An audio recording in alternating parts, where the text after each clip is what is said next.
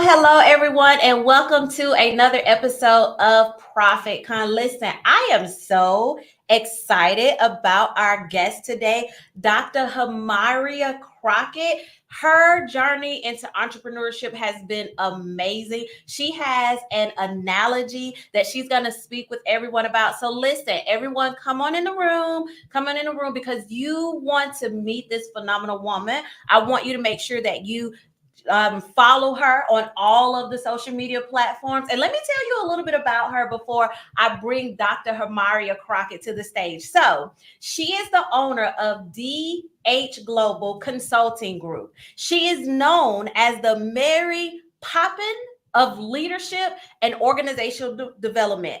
And she has 2 TED Talks. And you all, she's been on the Wall Street Journal as well as the New York Post. Like, Dr. Harmaria Crockett is amazing. And she has an analogy, a poop analogy. And she's going to talk to us about toxic work environment and why that was a part of the reason why she decided to jump into the world of entrepreneurship. And she's going to give you insights into all of that. So again, if you're watching a replay, make sure that you tune in.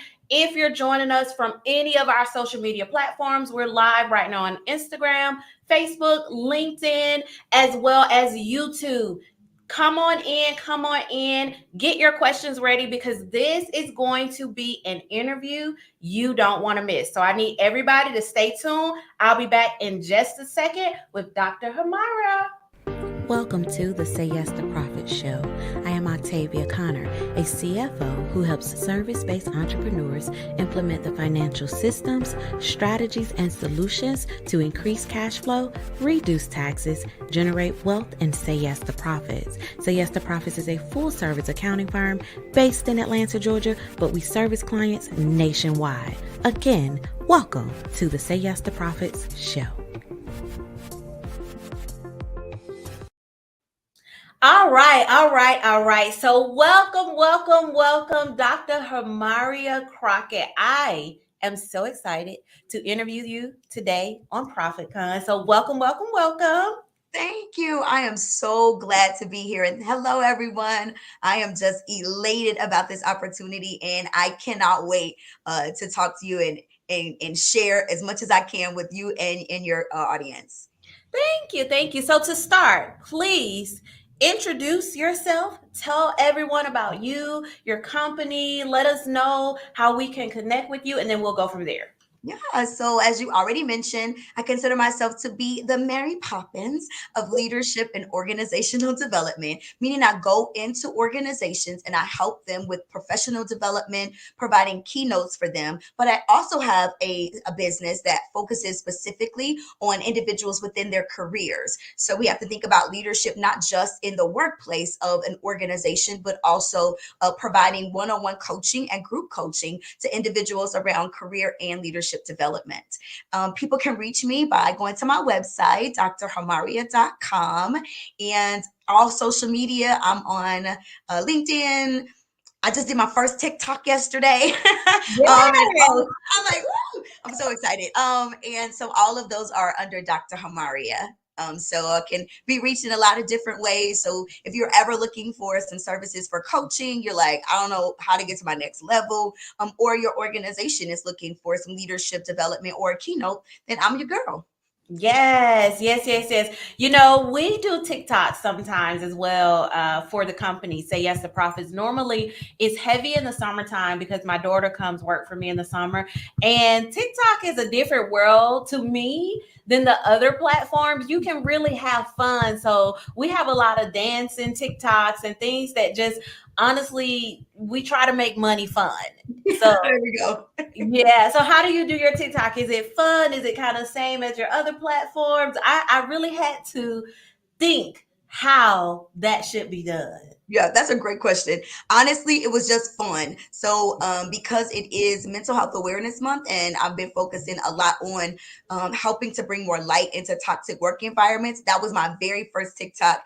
I found some articles as well as some text messages from very toxic employers, and that's what I'm going to be posting all about this month. Is that these crazy stories of these employers asking employees to do something. So the one I posted yesterday was this employee.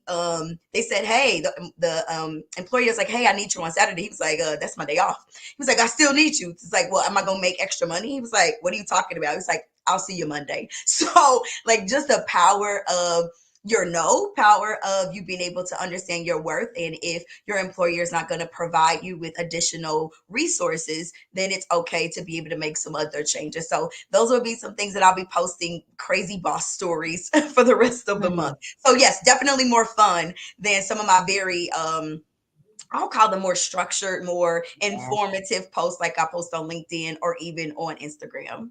Yeah, wow. You so he wanted him to come to work on Saturday. Yeah. Didn't sound like he was gonna pay him anything extra, and he's just supposed to do it. Yeah. Yes. I'm gonna have to go watch that. And you all make sure you follow Dr. Harmaria on TikTok as well. If you're watching on YouTube or Instagram, well, YouTube or Facebook, the links to all of her social media platforms and her website will definitely be there too. So definitely make sure you connect with Dr. Harmaria. So let's get started into my first question, which is centered around actually what you just talked about with your TikTok. But I want to start with, how did you start into your entrepreneur journey? We were talking a little bit about this before we came on live. And so I really want to deep dive into that. Yeah. So I actually had my own business about 8 years ago. And within that time, it was about 5 years that I actually was a full-time entrepreneur. At that time, the biggest thing that I was focusing on is government contracting. So I did a lot of work in government contracting. I was in higher education, teaching. And so I was like, this is my jam. This is what I'm going to be doing forever. Within government contracting, our favorite time of the year came where they started what we call drying up. So the contracts were not as lucrative, and it was just a lot of work in order to just kind of get into the contracting and secure them. So what I decided to do is I said, well, I've actually never been in corporate America. So I made the leap to go from entrepreneurship into corporate America.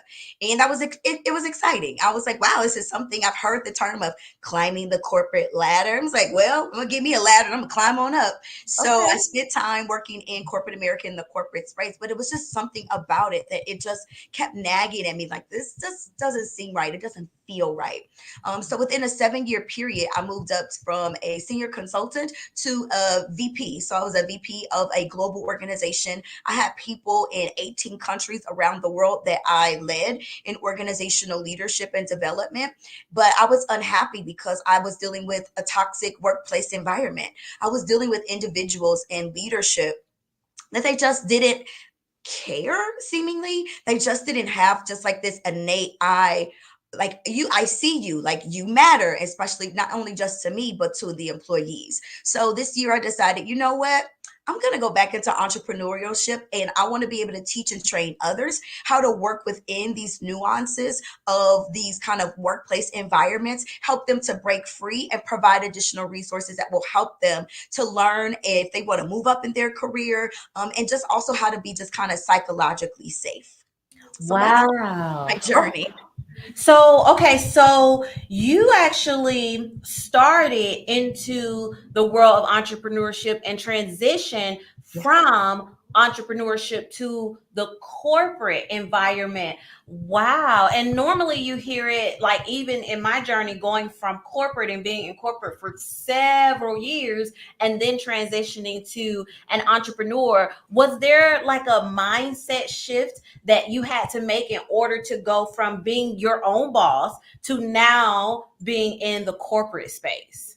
Yeah, because there were terms and phrases like keeping things close to the vest, or not boiling the ocean, or like things I'm like, what are y'all talking about? So there were terms and phrases that I just didn't know, even though, I was not early in my career. I had already had a substantially significant career. I honestly just did not know what the heck people were talking about. So my learning curve from higher education to entrepreneurship into corporate was pretty big, because I just had never experienced some of the words, phrases, the way people did things. It was just very different than what I had experienced before.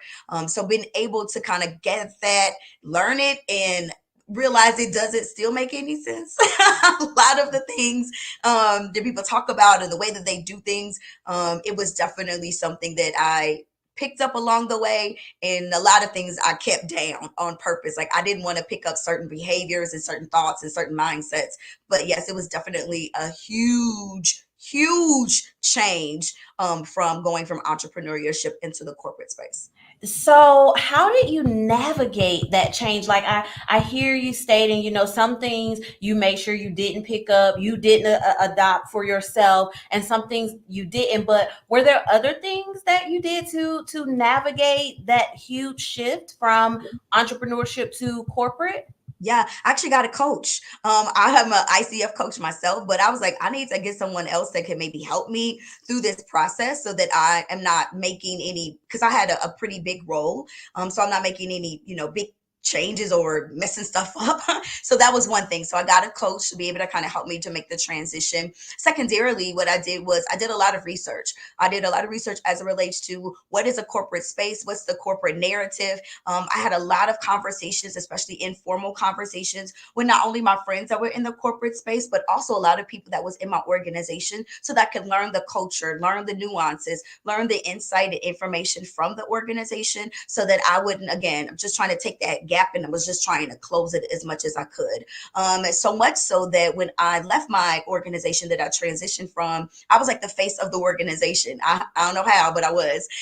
So I was doing videos, I was doing lots of training. So it was, whatever I was doing was working, because it really helped me to move up, so that I even did a CBS special with our CEO, and he'd been of Corn Ferry, he'd been the CEO for 20 years. So I just wanted to put my, kind of really do a deep dive and do all that I could in order to, again, close the gap. So those are the few things that I did in order to do that.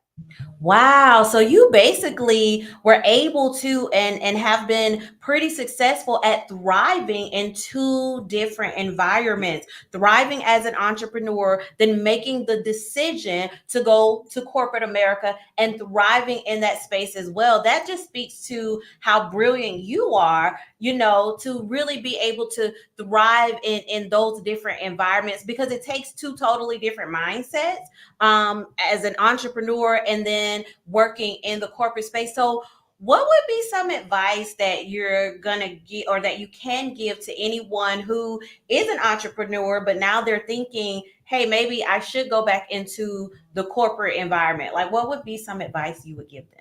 Yeah, the biggest things that I would say, let me see, that gets like the top 5 things. One is to really know your industry and understand, if you are an entrepreneur and you're an expert in your field, that you can take the same knowledge and the same information and the same skills, and you can utilize that when it comes to that transition. I say the second thing is that when it's still talking about skill set, is to, when you're having interviews or on your resume, or even when it comes to having your informal interviews, if you choose to go that route, the biggest thing I would say in that regard is for you to just ensure that you are making it happen. Like, you are talking to them about your experience. You're talking to them about, the things that you've done and the accomplishments that you have had.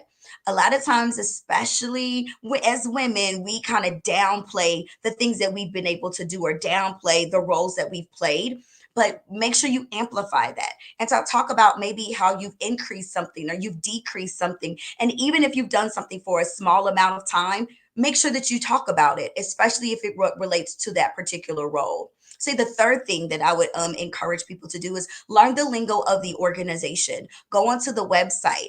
if or whatever websites or organizations that you're interested in, know the company, because a lot of times organizations look at you like, well, you are an entrepreneur, so how can you help our company? But you've got to understand that you probably are the most valuable, because if you've run a successful company, then you can do a lot of different things. Then my last one, I guess, I don't know, that's 4 or 5, maybe one more, is that if you have that knowledge base, then you have to make sure you make a shift, because it's very different than you being the one all be all, or even if you have like a staff versus you then kind of submitting yourself to someone else. It doesn't mean that you're like doing everything that they say to do, but just kind of know that maybe you left corporate America kind of like I did. I left at a high level, but I also knew my value when I went into corporate America. So also be mindful of where you are, like how do you enter? So if you've run a successful business for 5 years, you probably at a director or VP level. Don't go to the an elementary kind of role or entry level kind of role. And then maybe finally, I guess my suggestion would be hone in on your skills. So, as an entrepreneur, you're doing mostly everything. Make sure that you don't take that same mentality into the workplace, because they're paying you to do one thing. You have one title. And so making sure that you are not trying to stretch yourself thin, or to have the mindset that I'm every woman or I'm every man. I have to do everything in this space. So those would be, I guess, the top 5 things that I would suggest people do when they make the change. That is really, really good, Dr. Harmaria. And I love the way you mentioned know your value. I think that's so important no matter where you are in your career path, whether it is in corporate America, whether it is being an entrepreneur, knowing your value and being confident and standing flat foot in the value that you bring to the table, no matter where you are. So I hope this is helpful, you all, so far. Definitely leave your questions and comments right now. We're live on all social media platforms, so we'll pull your questions and comments in, and definitely make sure that Dr. Harmaria answer your questions and comments. And so what I want to do now is shift a little bit. So this is, of course, Mental Health Month. And so I want to deep dive into, how do you define success, and how does that relate, if any, to the mental health of the individual as they are building a successful career, regardless of if they are an entrepreneur or they're in a corporate space? Yeah. I think either or, if you're in a corporate space or even if you're an entrepreneur, mental health is just important no matter what, because you have to be mentally, astute and strong in any regard. I think even more so if you're an entrepreneur, because you'll receive more no's as an entrepreneur and have to work a little bit harder generally than if you're just receiving a check once a month or every 2 weeks. So I think when it comes to the mental health space, it's just being able to kind of know where your level of peace is, and be able to align with that as much as you possibly can. What I realized over the years of just working with people and doing a lot of coaching with people is that we don't necessarily have what we all call work-life integration. Sometimes people want to have balance, but that's not always possible. But how can you integrate your life, your work into your life, instead of integrating your life into your work? Because there's a difference between the two. If you are focusing first on the life that you're living, the people that you love the most, that is how you can then figure out, okay, then how does that shape into the individuals or to the world of work? Versus if you're focusing so much on work and figuring out, well, how can I just put in my people that I love? Then what happens? You've spent 30, 40 years at work. What they give you, a watch, a 401k, and you have depleted most of the life that you have been given. So I encourage people that when it comes to your own mental health, make it so that it's sacred. Make it so that it's the most important thing. And if it's a space and a time where you are part of an environment that is just not working for you, reconsider that space and really be able to protect your own peace. Oh, that's good. That's good. You said so many things. I love integrating your life into your work. When I meet with our CFO clients, I talk to them about that when we're creating like their business plan, because a lot of times people, especially entrepreneurs, will think about the business first and what are the business goals. But I tell them, no, I want you to think about your life goals. I want you to think about what being an entrepreneur looks like for you from your personal side, and then let's make the business connect to your personal, not your personal connecting to your business, because then you're going to be working and not have time for family, and not, and miss out on special moments because you're hustling and grinding trying to build this business, when actually your business should be providing and funding the life that you desire. And that doesn't mean that there won't be times where you have to, do a little bit more in your business, but I don't really use the term balance. I just think we have to be intentional when connecting our life to our business, and not losing that important piece of your family and your life and your health because you're going after this business success journey. Yeah. And that's why I call it integration. I like that term that you use too. Like, you've got to be able to integrate one into another, but it's not where one should sacrifice. You should not be putting your family or sacrificing your own wellness for a business or for a company. You've got to be able to take into consideration who you are and where your own limits are, because if not, if you don't have your mental health, then you don't have a career, and you surely don't have an organization, a company. Yes, because your mental health will affect every area of your life. So, absolutely, absolutely. So, you all listen, I see a lot of people have joined us on Instagram. So, welcome, Lux Consultant, Shanice, Carcelia. Thank you all so much for joining. Lanika, thank you all for joining. We are having an amazing conversation. I am speaking with Dr. Harmaria Crockett. And so, I want to make sure that you all follow her and connect with her. She's discussing being an entrepreneur as well as being in that corporate environment. And so we just discussed defining success and mental health. So what I would like to talk about, Dr. Harmaria, are some of the challenges that you've faced and that you've had to overcome along your journey, whether it was in the corporate space or as an entrepreneur. Yeah, that's such a good question too. So I think let me start with just corporate, just real high level things, and that kind of leads to my journey of my exit from corporate into the entrepreneurial space. There's a thing called internal oppression, and that is where a person of the same cultural background as you then discriminates or gaslights or all of the other racism, sexism, all the other isms towards you. And what I found as being in the corporate space is I was receiving that a lot. I had one of my managers. She told me that she was a Black woman. She told me that I was too popular in my organization and I needed to be seen and not heard. Oh. And that exactly. And that was one of the tipping points that I said, my peace is not being protected. And it made it so that I was no longer feeling what I would call, again, psychologically safe. So that is where it kind of helped me to make my own leap into the out of the corporate space into the entrepreneurial space. What I've also found is that because I also dibble and dabble in DE&I, diversity, equity, and inclusion, even being a Black woman in the corporate space, going and doing public speaking and keynotes and workshops, going into these massive organizations. The other thing is that they ask me for, it's fine to ask me for my bio or whatever, but people have asked me, well, I have 2 PhDs. They'll be like, well, I need both of them. I need your transcript. I'm sorry, what? What are you talking about? Or just like the level of the kind of questions that they ask, or kind of the scrutiny that kind of comes from me being a Black woman that's well educated. And it's just kind of like, I feel like this is just a lot. It's just more than what you would require from someone else. And so it's just been very interesting, but in both spaces that I would say negativity, people that kind of lack regard for me as a person sometimes, and the wealth and depth and breadth that I bring to the organization, it sometimes is very, very blatant, and then sometimes it's real subtle. So being working with these organizations has been very interesting because I've been able to discover more and more of why they need my help.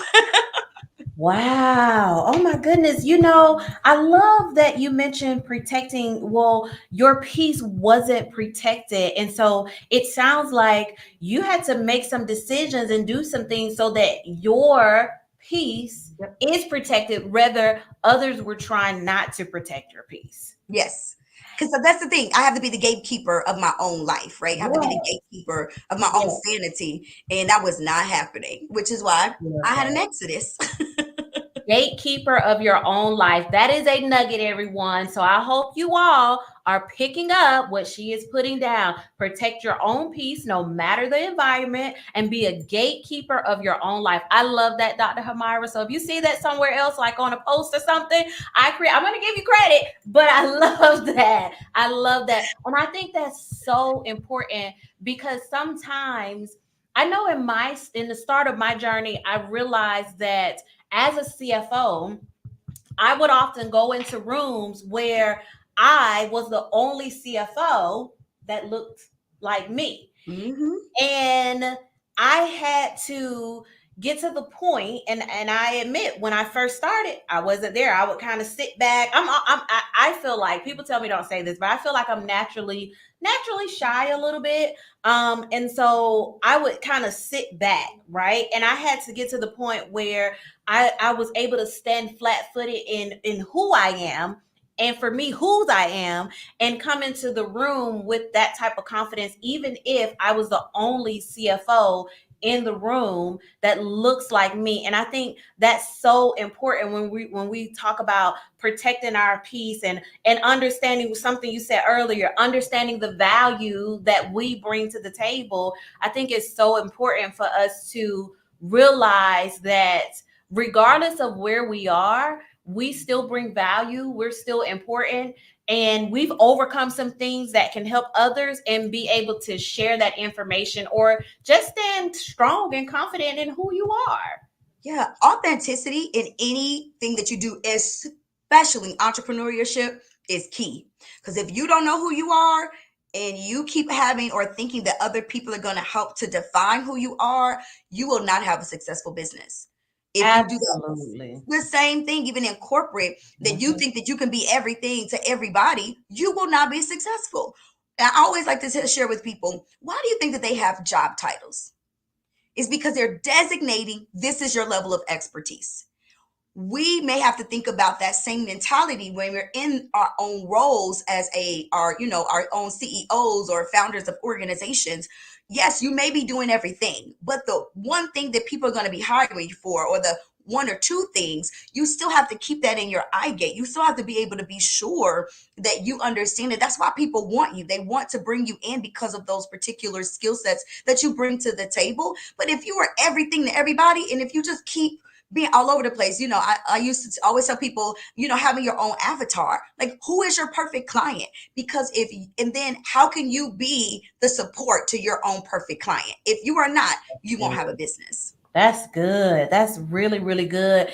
And you talked about basically not stretching yourself too thin. Yes. That's not protecting your peace because like you said, you're trying to do everything and be everything for everyone. And when are you going to be for yourself, right? And I've been saying this for like the last 2 or 3 weeks. You cannot pour from an empty cup. Right. And if you're stretching yourself too thin, eventually you will not have anything else to give.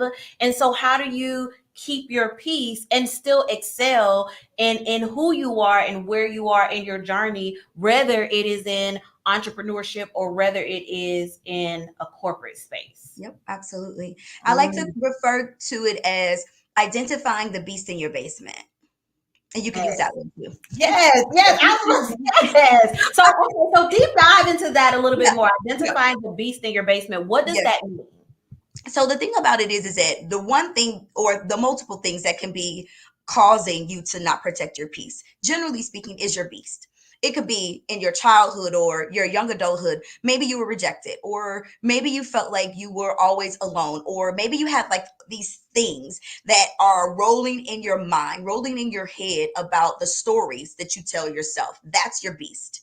And within that beast in the basement, if that beast starts coming out, they're going to be playing a narrative. oh, I'm not good enough, or I don't have this, talking about authenticity, or I can't do this, or they asked me to do that. That's just too big in my corporate space or even in entrepreneurship. Oh, I don't know if I should go for this opportunity.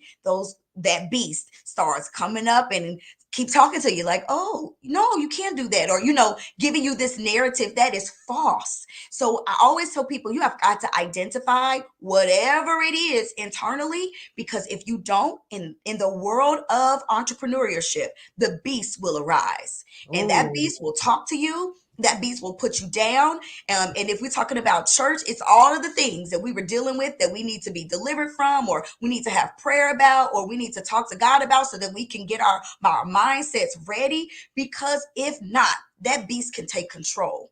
And if that beast takes control, you don't have a business, because again, you're worried about so many other things that probably just don't matter. So I always tell people, you got to identify that beast, figure out where that beast came from, how to kill the beast, and how to make sure that you then overcome, and consistently you are overcoming, because it's a daily thing, right? You have to do that on a day-to-day basis, but you got to make sure that you know how to overcome whatever those thoughts are, or whatever that beast is.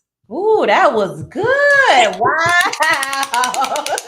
Yes. Oh my goodness. Slay your beast. So Yes. who or what is your internal beast? What are those negative thoughts? What are those negative statements that you're saying to yourself? Audit your thoughts.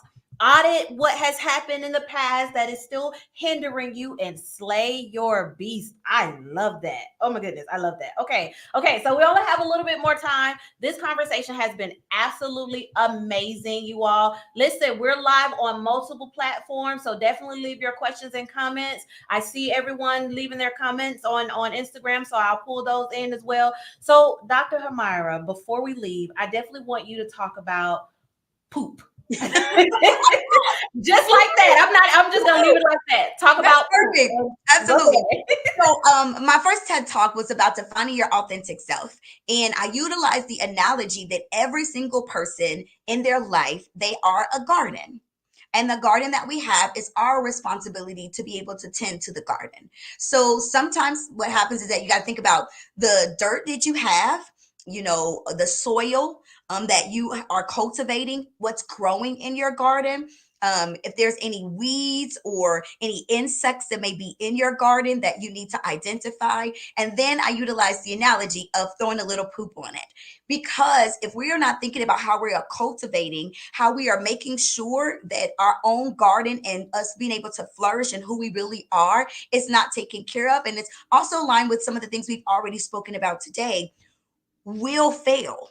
And it's okay to fail, but we'll fail terribly if we are not being good garden keepers. So the idea of poop is to really make sure that you are thinking about the cultivation of your own garden, and to think about what kind of fertilization that is needed. Meaning, do you need to go to a course? Do you need to get a coach? What are the things that you need as an entrepreneur that's going to help you to cultivate your garden? And if you need to trim off people or trim some, bushes, you need to uproot some things.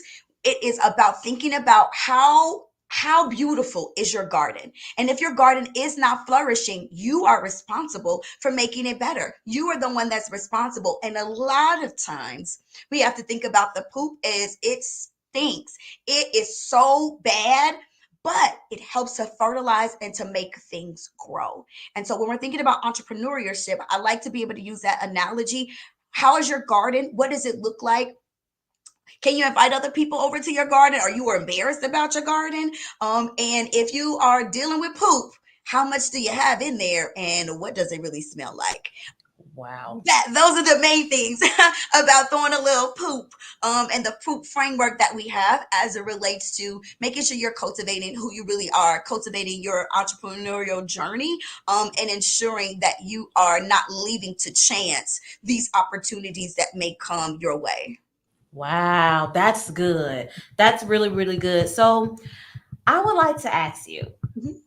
if you could go back and speak to your younger self, right? Or your younger journey, whether it is the very first time you started into entrepreneurship, or when you went into corporate, or when you left corporate and went back into entrepreneurship, whichever phase of your life you would like to select, what would you tell the younger you at that time in your life, what advice would you give her? I think that I've always been a very eclectic person. And so the advice that I would share with my younger self is keep going, girl. That it's okay if you like to wear two different color socks and two different color shoes. It's okay if you're always kind of that unique person. It's okay if you're that person that, is a little weirder than others, because God has created you to be that way. And that in the long run and in the your latter parts of your life, those unique talents, skills, and gifts are going to be able to help someone else. I also will share with my younger self is that learning to be authentic at a young age is going to help you in an older age. So I would just be an encourager to her, to share with her that this journey, even though it may have been difficult, even though it may be really, really hard, to be who she was, or she was, crafted to be, that it was going to be the best person that needed to be able to go into these organizations, be able to talk, be able to give insight and knowledge that you would have never gained if you didn't go through what you've been through. Wow, wow, wow, wow. That was really good, Dr. Harmaria. So, is there anything that you would like to share? Any last minute thoughts? I mean, you have dropped so many nuggets. Let me just say that. So, if you're watching us live right now, thank you very much. If you're not, definitely thank you for watching the replay, and leave your questions and comments as well, no matter what, because I'll definitely send them to Dr. Harmaria and make sure she answers those. But any last minute thoughts, anything you want to say before you share how people can further connect with you? Yeah. One, thank you so much for this opportunity. It's been fantastic. And shout out to everyone that is watching currently live, as well as those that are watching the replay. I think the biggest thing that I want to make sure that I share with anyone is you can do whatever it is that you are chosen to do. Find the greatest strength that you have and do that. That will make you the best person. That will make you so that you can flourish in your life, and you can make sure that you are just doing exactly what you want to do. I've worked with so many people that just don't know who they are or what they want to do, but it's easy to find out. And I want to just share the best thing that you can do is to discover who you are, so that you can be amazing at entrepreneurship and you can be amazing in the workplace. Just if you find out who you are, tend to your garden, and you can just do great and mighty things. Oh, that was amazing. Thank you so very much. So please tell everyone how they can connect with you. We have your URL going across the bottom of the screen, but definitely please let everyone how they can further connect with you. Yeah, so I'm Dr. Harmaria on LinkedIn, Instagram, Facebook, as well as I just did my first TikTok yesterday. So on TikTok, so you can find me on any social media platform. If you go to my website and go into products, and you can see the litany of services that we provide and products that we have around career services. So if you ever needed a career coach, or if you needed someone to come in to do, you need to, learn a little bit more about leadership development in your own life, we provide those particular services. So we provide business to consumer as well as business to business. So if your company is looking for an amazing keynote, then just hit me up, let me know, and I'll be more than happy to come in and to share. So Dr. Harmaria on all social media platforms. Well, thank you so very much, Dr. Harmaria. This has been amazing, an amazing conversation. You all, again, please leave your questions and comments, no matter where you're joining us from, even if you're watching a replay.